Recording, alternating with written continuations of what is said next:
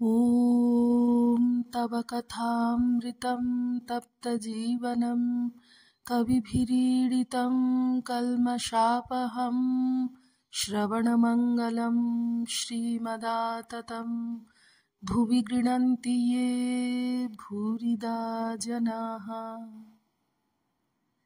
শ্রীযুক্ত সুরেন্দ্রের বাগানে মহোৎসব, তৃতীয় পরিচ্ছেদ, 1884, 15ই জুন। ঠাকুর পশ্চিমের কামরায় 2-4 ভক্তের সহিত কথাবার্তা কহিতেছেন। সেই ঘরে টেবিল চেয়ার কয়েকখানা জড়ো করা ছিল।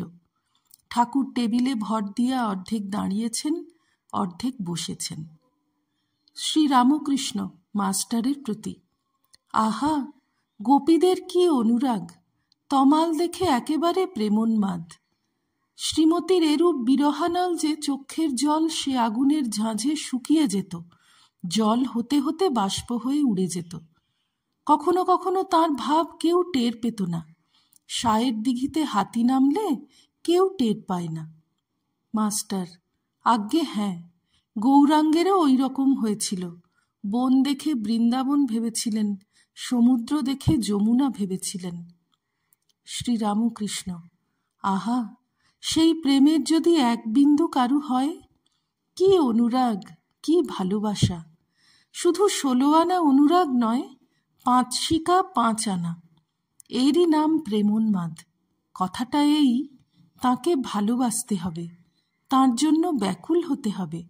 তা তুমি যে পথেই থাকো, সাকারেই বিশ্বাস করো বা নিরাকারেই বিশ্বাস করো, ভগবান মানুষ হয়ে অবতার হন, এ কথা বিশ্বাস করো আর না করো, তাতে অনুরাগ থাকলেই হলো। তখন তিনি যে কেমন নিজেই জানিয়ে দেবেন। যদি পাগল হতে হয়, সংসারের জিনিস লয়ে কেন পাগল হবে? যদি পাগল হতে হয়, তবে ঈশ্বরের জন্য পাগল হও। চতুর্থ পরিচ্ছেদ। ঠাকুর হলঘরে আবার ফিরিলেন। তাহার বসিবার আসনের কাছে একটি তাকিয়া দেওয়া হইল। ঠাকুর বসিবার সময় ওং তৎসৎ এই মন্ত্র উচ্চারণ করিয়া তাকিয়া স্পর্শ করিলেন। বিষয়ী লোকেরা এই বাগানে আসা যাওয়া করে ও এই সকল তাকিয়া ব্যবহার করে। এই জন্য বুঝি ঠাকুর ওই মন্ত্র উচ্চারণ করিয়া উপাধানটি শুদ্ধ করিয়া লইলেন। ভবনাথ মাস্টার প্রভৃতি কাছে বসিলেন। বেলা অনেক হইয়াছে, এখনো খাওয়া দাওয়ার আয়োজন হয় নাই। ঠাকুর বালক স্বভাব, বলিলেন, কই গো, এখনো যে দেয় না, নরেন্দ্র কোথায়? একজন ভক্ত ঠাকুরের প্রতি সহাস্যে: মহাশয়, রামবাবু অধ্যক্ষ, তিনি সব দেখছেন। সকলের হাস্য। শ্রীরামকৃষ্ণ হাসিতে হাসিতে: রাম অধ্যক্ষ? তবেই হয়েছে। একজন ভক্ত: আজ্ঞা, রামবাবু যেখানে অধ্যক্ষ সেখানে এই রকমই হয়ে থাকে। সকলের হাস্য। শ্রীরামকৃষ্ণ ভক্তদের প্রতি: সুরেন্দ্র কোথায়? আহা, সুরেন্দ্রের বেশ স্বভাবটি হয়েছে। বড় স্পষ্ট বক্তা, কারুকে ভয় করে কথা কয় না। আর দেখো, খুব মুক্তহস্ত। কেউ তার কাছে সাহায্যের জন্য গেলে শুধু হাতে ফেরে না। মাস্টারের প্রতি: তুমি ভগবান দাসের কাছে গিয়েছিলে, কিরকম দেখলে? মাস্টার: আজ্ঞা, কালনায় গিয়েছিলাম। ভগবান দাস খুব বুড়ো হয়েছেন। রাত্রে দেখা হয়েছিল, কাঁথার উপর শুয়েছিলেন। প্রসাদ এনে একজন খাইয়ে দিতে লাগল। চেঁচিয়ে কথা কইলে শুনতে পান। আপনার নাম শুনে বলতে লাগলেন, তোমাদের আর ভাবনা কি? সেই বাড়িতে নাম ব্রহ্মের পূজা হয়। ভবনাথ মাস্টারের প্রতি: আপনি অনেক দিন দক্ষিণেশ্বরে যান নাই। ইনি আমাকে দক্ষিণেশ্বরে আপনার বিষয় জিজ্ঞাসা করছিলেন, আর বলছিলেন যে মাস্টারের কি অরুচি হয়ে গেল। এই বলিয়া ভবনাথ হাসিতে লাগিলেন। ঠাকুর উভয়ের কথোপকথন সমস্ত শুনিতেছিলেন। মাস্টারের প্রতি সস্নেহে দৃষ্টি করিয়া বলিতেছেন, হ্যাঁ গো, তুমি অনেক দিন যাও নাই কেন বলো দেখি? মাস্টার তো তো করিতে লাগিলেন। এমন সময় মহিমাচরণ আসিয়া উপস্থিত। মহিমাচরণ কাশীপুরবাসী, ঠাকুরকে ভারী শ্রদ্ধাভক্তি করেন ও সর্বদা দক্ষিণেশ্বরে যান। ব্রাহ্মণ সন্তান, কিছু পৈতৃক বিষয় আছে, স্বাধীনভাবে থাকেন, কাহারও চাকরি করেন না, সর্বদা শাস্ত্রালোচনা ও ঈশ্বর চিন্তা করেন। কিছু পাণ্ডিত্যও আছে, ইংরেজি সংস্কৃত অনেক গ্রন্থ পড়িয়াছেন। শ্রীরামকৃষ্ণ সহাস্যে মহিমার প্রতি। এ কি, এখানে জাহাজ এসে উপস্থিত? সকলের হাস্য। এমন জায়গায় ডিঙি টিঙি আসতে পারে, এ যে একেবারে জাহাজ। সকলের হাস্য। তবে একটা কথা আছে, এটা আষাঢ় মাস। সকলের হাস্য। মহিমাচরণের সঙ্গে অনেক কথাবার্তা হইতেছে। শ্রীরামকৃষ্ণ মহিমার প্রতি। আচ্ছা, লোককে খাওয়ানো একরকম তাঁরই সেবা করা, কি বলো?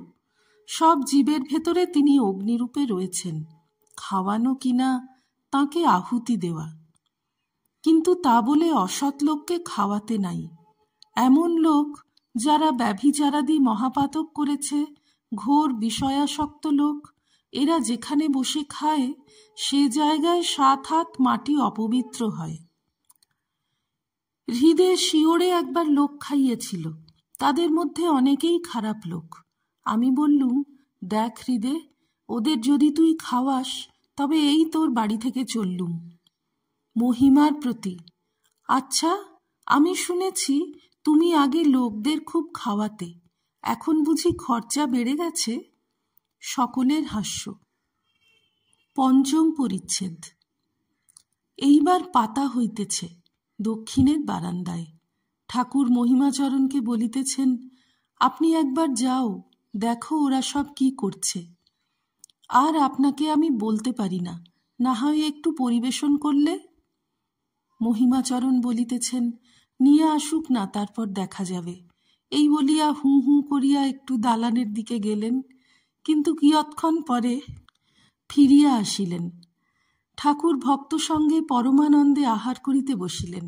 আহারান্তে ঘরে আসিয়া বিশ্রাম করিতেছেন। ভক্তেরাও দক্ষিণের পুষ্করিণীর বাঁধা ঘাটে আচমন করিয়া পান খাইতে খাইতে আবার ঠাকুরের কাছে আসিয়া জুটিলেন। সকলেই আসন গ্রহণ করিলেন। বেলা 2টার পর প্রতাপ আসিয়া উপস্থিত।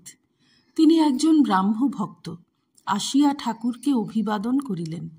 ঠাকুরও মস্তক অবনত করিয়া নমস্কার করিলেন। প্রতাপের সহিত অনেক কথাবার্তা হইতেছে। প্রতাপ মহাশয়, আমি পাহাড়ে গিয়েছিলাম। শ্রীরামকৃষ্ণ, কিন্তু তোমার শরীর তো তত ভালো হয় নাই, তোমার কি অসুখ হয়েছে? প্রতাপ, আজ্ঞা, তার যে অসুখ ছিল আমারও সেই অসুখ হয়েছে। কেশবের ওই অসুখ ছিল। কেশবের অন্যান্য কথা হইতে লাগিল। প্রতাপ বলিতে লাগিলেন, কেশবের বৈরাগ্য বাল্যকাল থেকেই দেখা গিয়েছিল। তাকে আহ্লাদ আমোদ করতে প্রায় দেখা যেত না। হিন্দু কলেজে পড়তেন, সেই সময় সত্যেন্দ্রের সঙ্গে তার খুব বন্ধুত্ব হয়, আর ওই সূত্রে শ্রীযুক্ত দেবেন্দ্রনাথ ঠাকুরের সঙ্গে আলাপ হয়।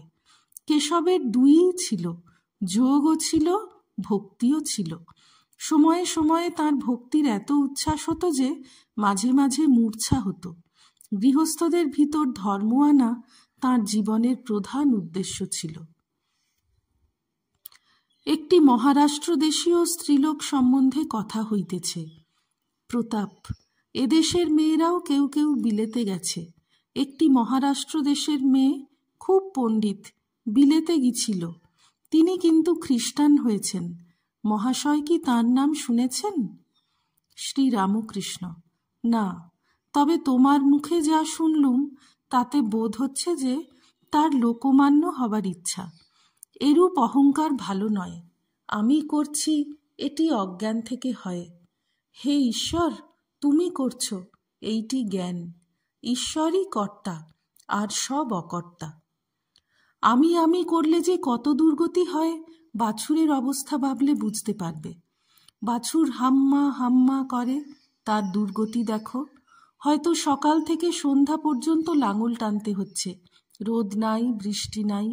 হয়তো কসাই কেটে ফেললে মাংসগুলো লোকে খাবে, ছালটা চামড়া হবে, সেই চামড়ায় জুতো এইসব তৈয়ার হবে, লোক তার উপর পা দিয়ে চলে যাবে, তাতেও দুর্গতির শেষ হয় না।